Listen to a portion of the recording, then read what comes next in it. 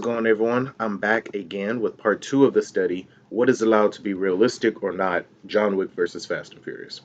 Last time I talked about my comparison of the films to anime and how I believe the opening to the cinematic worlds play a huge difference. Today's topic, in proper fashion, is family.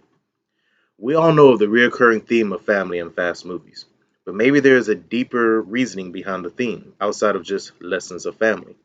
I'm sure you've heard of the stories of moms wrestling polar bears to save their babies, fathers moving at incredible speeds to save their children, husbands taking on multiple attackers to protect their wives at home, or even moms lifting trucks off their babies.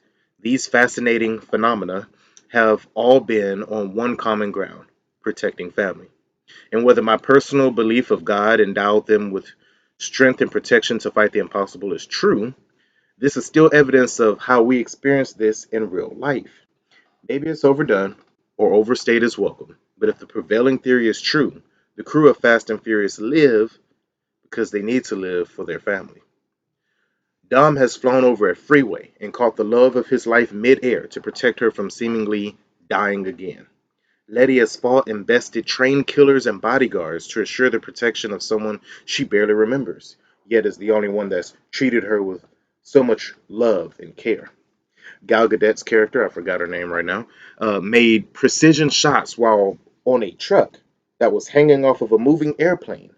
Then, as she fell, gave one more precise headshot to save her love. Han pushed or kicked a big man of the same moving vehicle, I'm sorry, on the same moving vehicle slash plane contraption into a plane turbine. And at the end of it all, Dom walked or drove through fire of that same plane to return back to his family that needs him.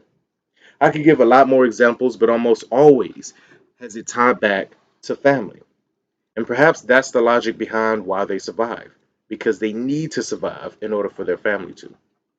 Now, I'm sure many of you are thinking, well, John Wick fights for his wife. But here's the thing: he fights for her memory, not her life.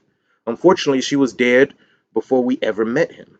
I personally believe that someone falling from a 10 plus story building and walking away seconds later did it for family, not for memory.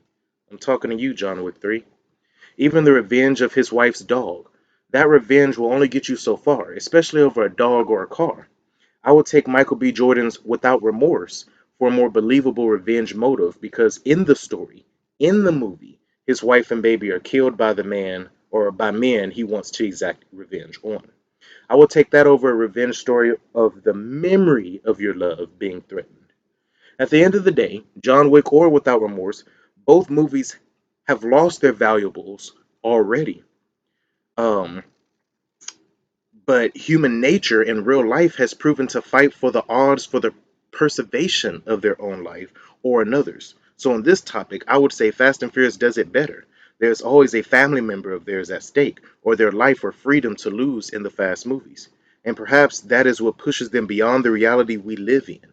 Now, don't confuse this with me excusing them for going to space or falling on landmines and walking away, or having 100 bullets fly by their head and maybe getting hit on the shoulder. No, I'm not talking. Right now, I'm talking about the inaction, brutality, strength, and unearned precision they have when fighting for someone they love.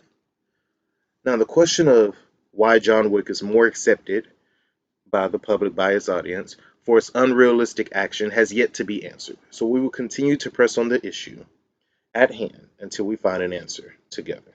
Thanks again for tuning in. See you all soon. Have a blessed day.